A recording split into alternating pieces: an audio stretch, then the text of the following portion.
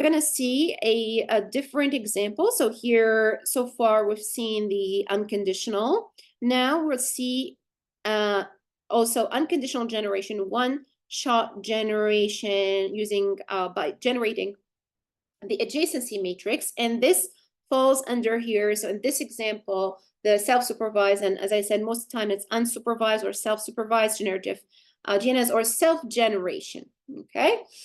So in this example, let's look at two cases, and these are from the paper, also the survey paper right here. So the first one is MLP-based one-shot, and we're going to go over this example, the variational autoencoder. And the second one is a different type also that we will explore together. I think this is really exciting because here we're going to look at the overview. We will discuss in detail the UNet architecture, which is also autoencoder architecture later. But the key idea here is that basically what you have, you're sampling from, remember guys, when we learn how to sample noise, so we sample a noise, a vector Z, from a normal distribution, and by feeding this Z into an MLP that we have trained. So this MLP has been trained, of course, on some real data, trained on G and big G, right? So that's a set of graphs. We are able to generate three things. Okay, so we're able to generate, for a given value here, 0.8, 0.2, 1, 0, 0.1, or 0.1, for example, we are able to get for this ZI, AI, FI, and EI. So we generate a graph with adjacency matrix, with node feature matrix, and edge feature tensor. Okay, so that's not the flattened version. And what happens here is that we simply used MLP, and it's called one shot because we're feeding this graph into this, deep neural network, right? And in one single shot, we're generating all of these together. All right, so it's not sequential, it's not as previously done. So previously we have only looked, for example, at sequential node generation, sequential edge or motif generation, but here it's a bulk generation, which means we feed in the input sample and we automatically, create all of these, matrices and tensors at the same time. So that's a one-shot generation that we have here. Okay, now in this example, there is, in the paper, they showed this example, which is graph variational autoencoders. If you guys are, used to autoencoders, they're really, so we're going to talk about them in more detail in a bit. But here, the key idea is, let's look at this paper together, okay? So the key idea is that they propose this architecture, all right? So in this architecture, you have an N by N. So let's use a different color maybe. Okay, so you have an N by N adjacency matrix, edge features, node features, and you produce an A tilde, E tilde, F tilde with K nodes, and also an edge matrix and F matrix. So an edge tensor and F matrix. So this is basically the problem that we formalized at the very beginning. And you guys can see here that we can generate different graphs given the distribution of, the original graph. So this is the P, for example, data, right? We're generating the P model right here that we're going to learn based on the parameters that we have. The parameters, you can see we have parameters theta here. So theta star, if we optimize, and phi star if we optimize it. So we have two parameters. These are the parameters of this whole network, okay? And then the goal actually is to learn, how to generate graphs from this distribution with different number of nodes and also maybe number of edges and features, which is way more complex. So let's look at this quickly. So what's the key idea here? So first, we start with a discrete attributed, means graph with features, G with these entities A, E, F, right? And we have N nodes. So we have also what we call a graph encoder. So here the graph encoder, given the graph, we want to learn how to represent it, how to encode it, how to encode the graph. So this is the Q phi, sorry, the Q phi, right? So the Q phi Z given G is basically what we want to do is learn the optimal, okay, encoding of G. So previously Z, we called it HG, right? So this is the embedding, and we want to learn how to embed the graph, in such a way that we can approximate these two distributions will be kind of close. Okay, so anyway, so that was the original formalization, but here it's a bit more complex. We have a bit more layers. But yeah, so the idea is that we have this encoder. So this is the encoder, and the encoder will allow us to generate the Z. So this is our beautiful Z that we have generated in our low dimensional space here. And so it embeds the graph into continuous representation Z. And we have done this before. Remember, guys, we said first we need to encode, and then the generation process is in the decoder, which is the most important part here. So given a point in the latent space, now a point in the latent space, which is a new Z, so given, for example, here Z prime, right, a point in the latent space. So here, if we put the latent space, this is, for example, what is the dimension here? So they put Z equal in RC. So we have, I know the notations, they vary from paper to paper, so, but we should be able to kind of adjust quickly. So here we have Z, for example, we have another Z prime, and this is our manifold. This is a subspace that we learned, the embedding subspace, where we have the representations of all the embeddings of all graphs, right? Of different graphs, the training at least, and it's C-dimensional, right? So the goal is like to select a point. This is another point, and I'm going to call this point, sample from this space.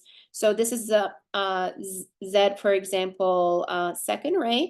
And then this point, now we will feed it into a graph decoder P theta. So this is the graph decoder, right? So let me use this. Okay, so this is the decoder. I'm going to write it here. So this is the graph decoder. And the graph decoder, what it does is very actually simple. So actually, we take, given the embedding that we have, the input embedding, for example, this one, we will generate G. Okay, so given it's a conditional probability here. So given Z, like we want to generate G. Okay, so this is the goal, and P theta is actually our encoding function here, or our encoder. It simulates our encoder. So here, what we have, sorry, decoder. That was a typo. So decoder. So we want to decode Z onto G. So decode Z onto G. All right. So this outputs a probabilistic fully connected graph, G tilde, with all these, A tilde, E tilde, and F tilde on predefined K nodes. So K is larger than N. And then we can draw a sample from these discretely, so we can discretize easily.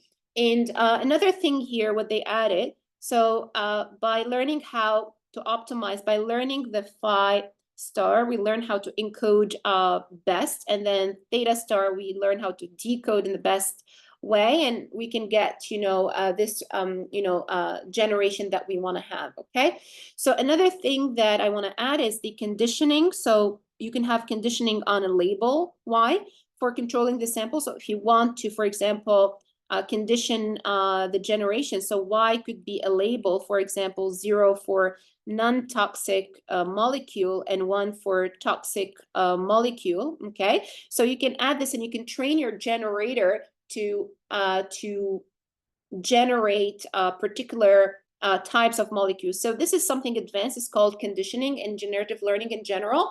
But this is an idea I wanted to kind of cover quickly. But yeah, so it is formalized mathematically properly, and conditioning is very common when you have labels or classes and you want to generate within a particular class. Okay, so this is to condition and make sure you're generating within a particular class, non-toxic or the other one. Okay, toxic. Okay, cool.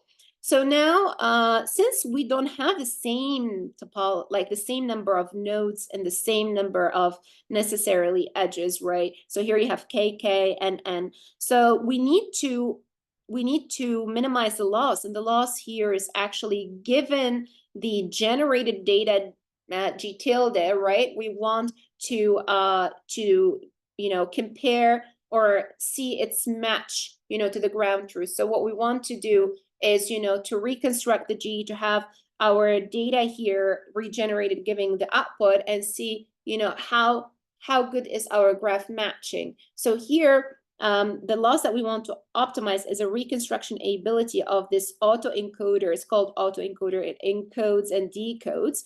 And basically what we need to do is we need to match, have an approximate graph matching between G and G tilde, which means if we have these match highly, it means they're very similar. So this quantifies the similarity between these two. So if we have, for example, G similar, okay, high similarity, let's call it similarity here, or alignment. Sometimes they call it alignment in G tilde, right? It means the higher the similarity, the better is the matching, the better is the generation. We have better generation because we want, remember guys, we want the P data to be approximated by P model, and the P model here is generating G given theta and also phi. Okay, so this is of the decoder, and this is of the encoder.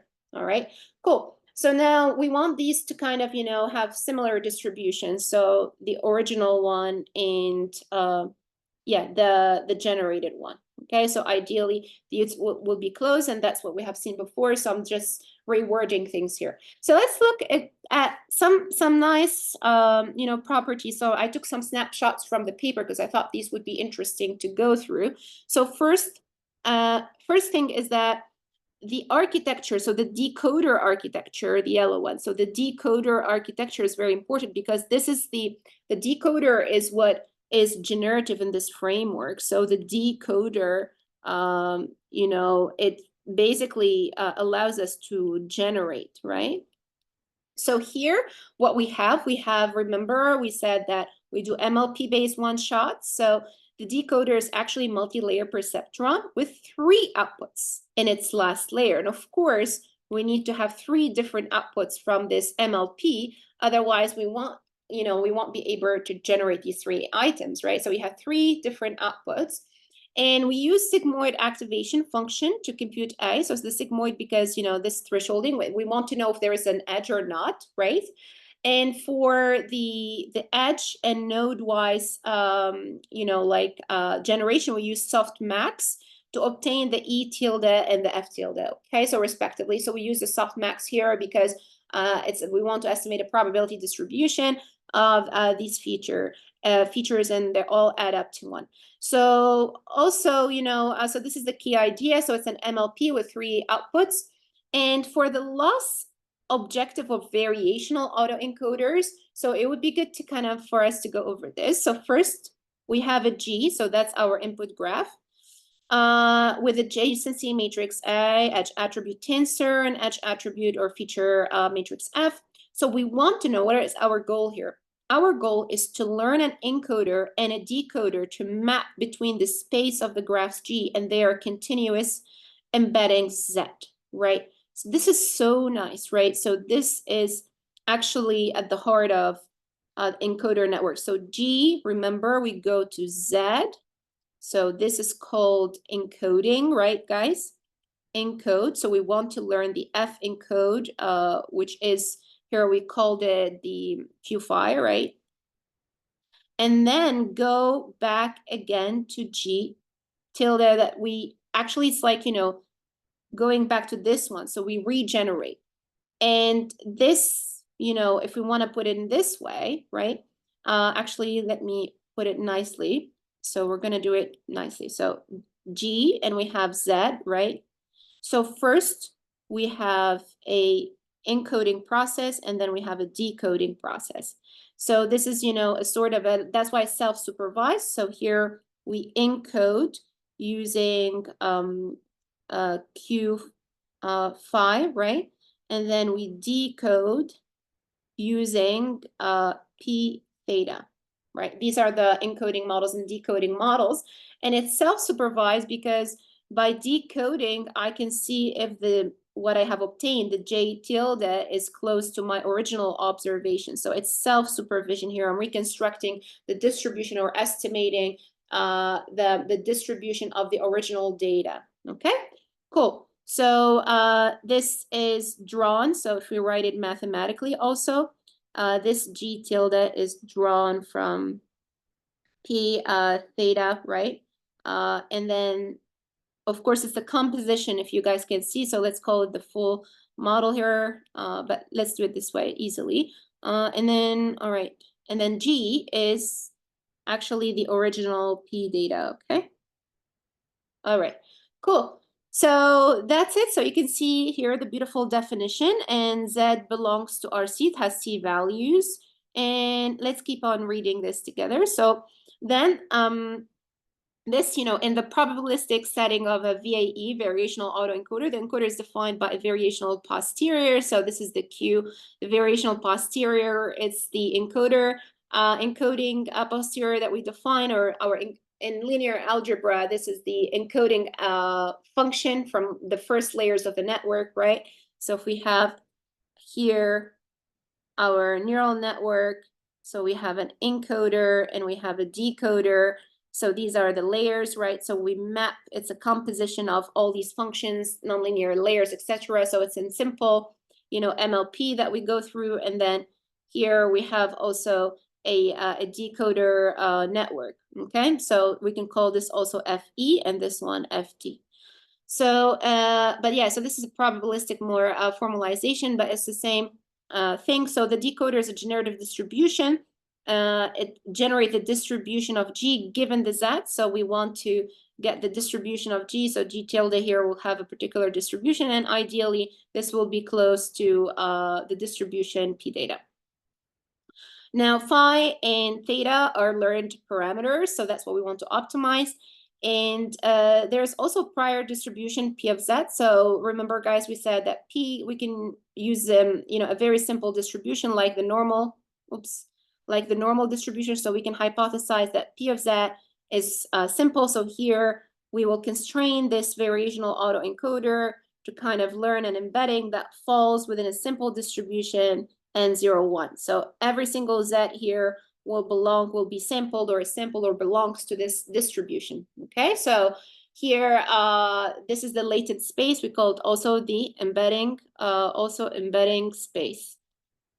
All right, now the final log likelihood. So this is what we want to optimize, the loss function. So we want to learn the optimal phi and theta, giving our training data, the G, okay, the training samples that we have. And what we need to do is to minimize the negative log here. So this is what we have seen before, right? To estimate the density, right? Get our P theta and also the phi. And what we want to do also, we want the distribution of the embedding distribution here. So when we do the phi, the Q phi, we want the distribution generated by the embedding function to be close to the distribution that our prior distribution. So we want this distribution here to be close to our prior distribution. And let's say this is our prior distribution. So ideally they would be identical, okay? So that's why we have a Kullback-Leibler KL divergence here. So we want to minimize actually the divergence between these two, all right?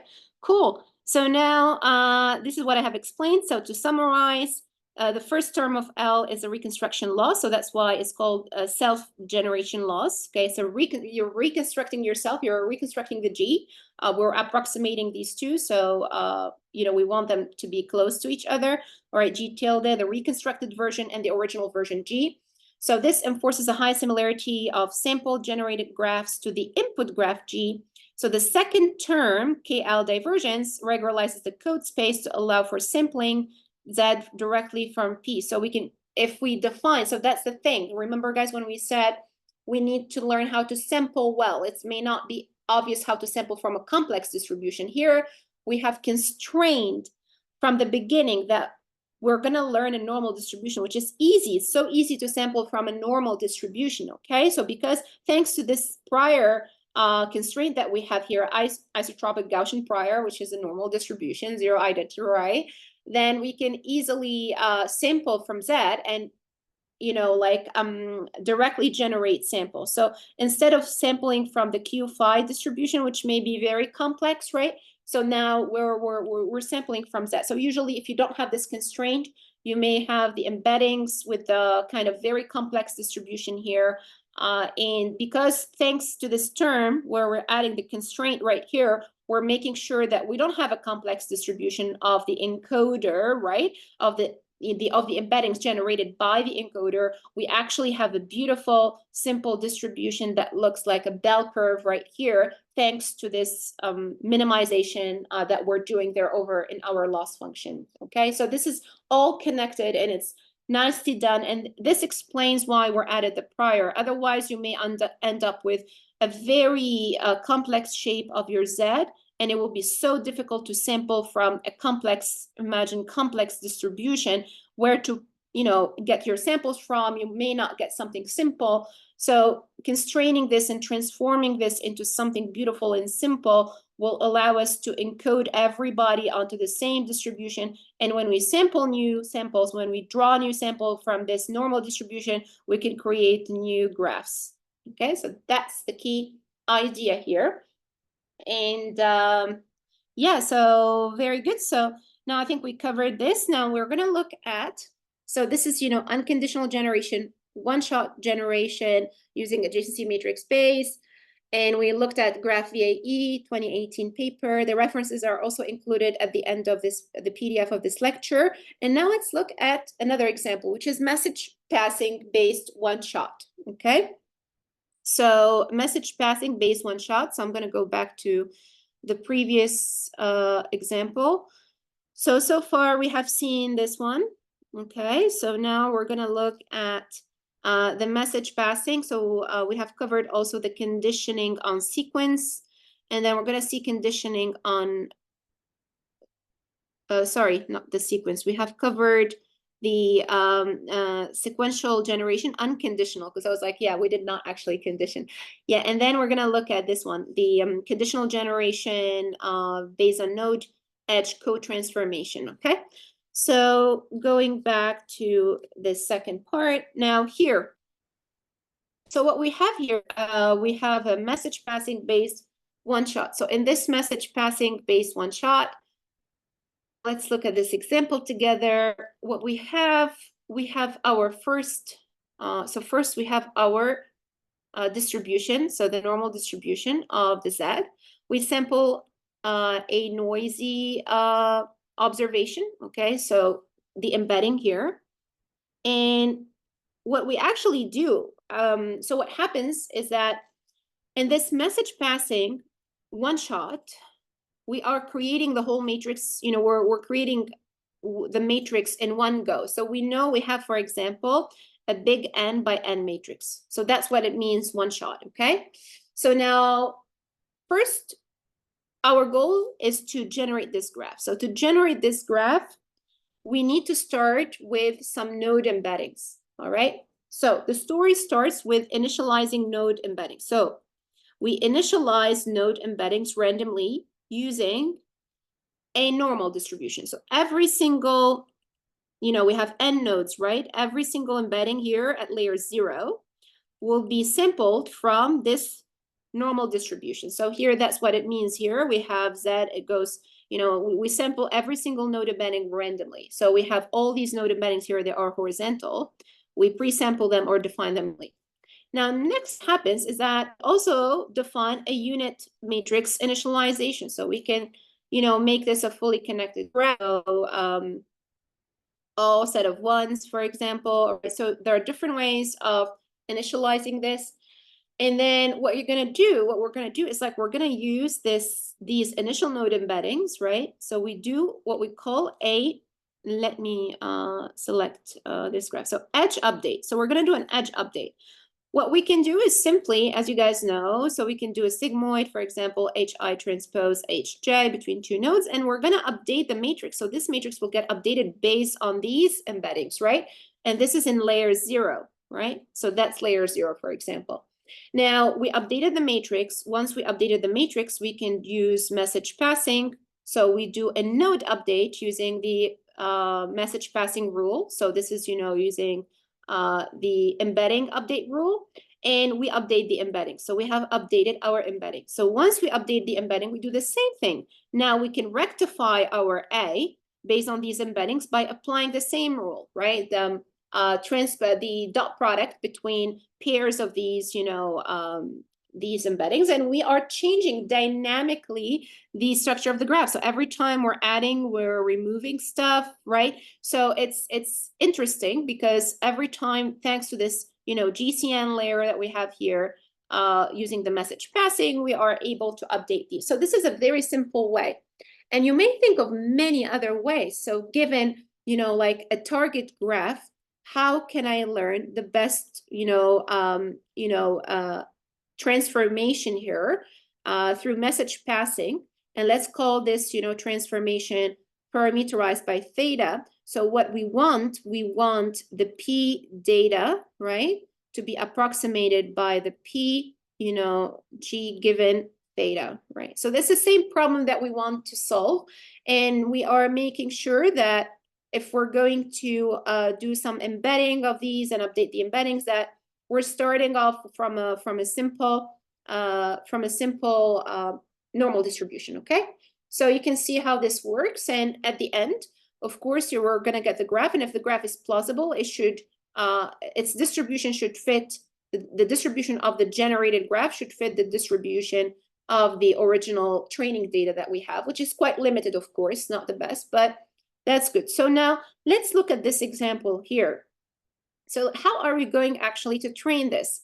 Now, let's say that we're going to sample from a random distribution, and through this, we can have different, for each node, we're going to have a random sampling. So let's say, we're going to have multiple nodes here. So you'll have n nodes, right? And you will have multiple samplings from this random, from this normal distribution. So for example, in training, you can fix this. You can say, okay, so Zi, I'm going to get GI. So this is the graph that we have. So we have this graph as in our train set, okay, GI, train set. And I'm going to define these random values, 1, 0.92, etc. And I'm going to randomly sample different values here. For example, 0.4, 1, etc. So 9, 7, etc. So different values, right? So all of these are drawn from our beautiful normal distribution, 0, 1. Now, once you define these different Zs, right, what you want to do is to learn a mapping that transforms these original embeddings, right? So all these embeddings now have been initialized using fixed values, and we want to learn how to transform that are drawn from this normal distribution, and we want to learn the F model, the GNN model that allows us to transform this sequence of Zs onto this graph.